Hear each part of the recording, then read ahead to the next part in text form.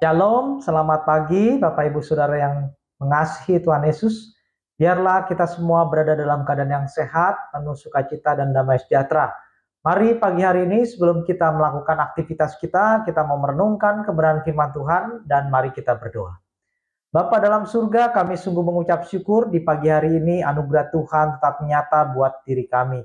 Sebentar sebelum kami melakukan aktivitas, kami ingin merenungkan kebenaran firman Tuhan. Berbicaralah kepada setiap kami.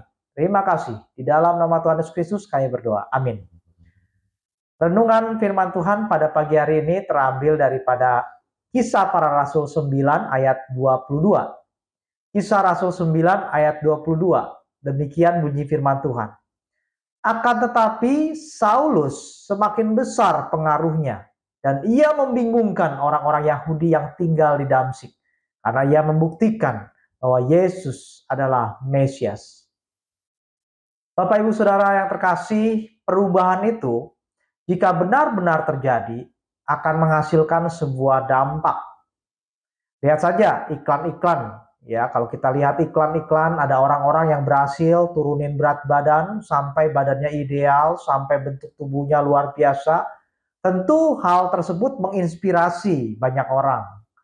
Atau cerita ada perusahaan yang sudah mau bangkrut, sudah mau kolaps, tapi ada sebuah perubahan di dalamnya dan kemudian mereka bangkit serta mendapatkan keuntungan.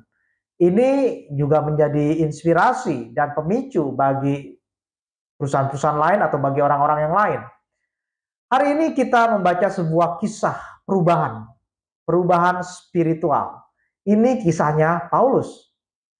Jadi Bapak Ibu Saudara, sebelum Paulus bertobat, namanya waktu itu Saulus. Saulus terkenal sebagai orang yang suka nangkapin para murid Kristus dan tidak segan-segan menganiaya murid-murid Kristus. Soalnya dia berpikir Yesus itu menghujat Allah dan pengikutnya harus dihukum.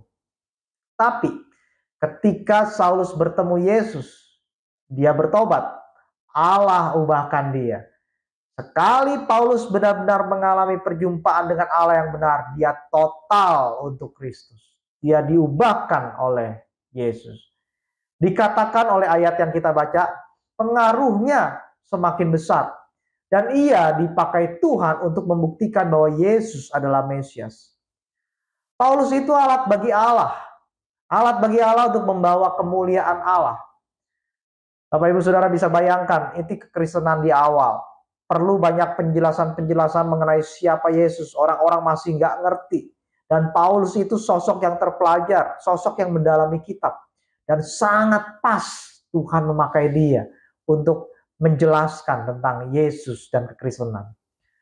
Perubahan yang sungguh-sungguh tentu diperlukan oleh orang-orang Kristen zaman sekarang. Seperti halnya Paulus, berubah dengan sungguh. Hidup kekristenan kita bukanlah untuk memuaskan diri kita sendiri. Kita ini dipanggil Tuhan sebagai murid Kristus untuk membawa pengaruh, untuk menyatakan terang Kristus.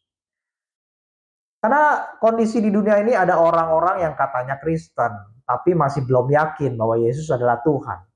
Ada orang-orang yang ngaku-ngakunya Kristen, tapi dia lihat kekristenan sama aja dengan agama-agama lain. Orang-orang ini nggak punya confidence, nggak punya keyakinan di dalam diri Yesus Kristus. Kenapa bisa terjadi? Karena hidupnya belum benar-benar berubah total. Belum benar-benar melihat Yesus sebagai Tuhan dan Juru Selamat pribadi. Jadi bagi saudara yang masih ragu tentang Yesus, pelajari, pahami, dan buka hati. Hal lain yang perlu kita renungkan hari ini adalah pertobatan atau perubahan spiritual, kalau itu sejati, kalau itu sungguh-sungguh akan menghasilkan buah. Dan kalau kita lihat, buah pertobatan Paulus terlihat jelas di ayat yang kita baca. Begitu juga dengan saudara sekalian. Saudara perlu memperlihatkan buah-buah rohani, buah-buah pertobatan. Kalau saudara mengaku sudah ikut Tuhan sejak lama, tapi masih mudah memendam kebencian, masih mudah untuk berbohong, masih malas untuk beribadah, bukankah ada hal yang salah?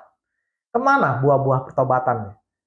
Kalau ada kesungguhan untuk mengasihi dan mengikuti Yesus, tentu ada buah.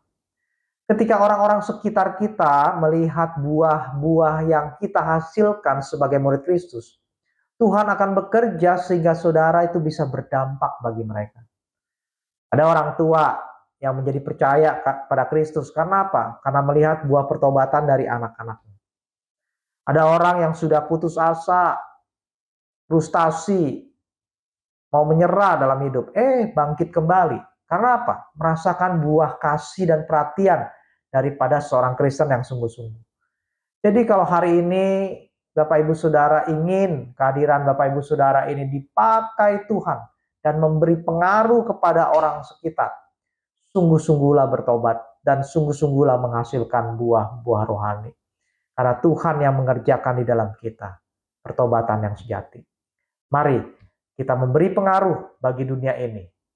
Hasilkan buah-buah pertobatan, hasilkan buah-buah rohani yang memberi dampak bagi sekitar.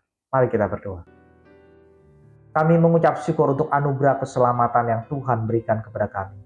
Dan biarlah kami tidak main-main mengikuti Tuhan. Kami perlu menghasilkan buah-buah rohani, supaya kehadiran kami di dunia ini memberi pengaruh, memberi dampak, menjadi terang bagi kemuliaan Kristus. Tolong kami ya Tuhan. Di dalam nama Tuhan Yesus Kristus kami berdoa. Amin.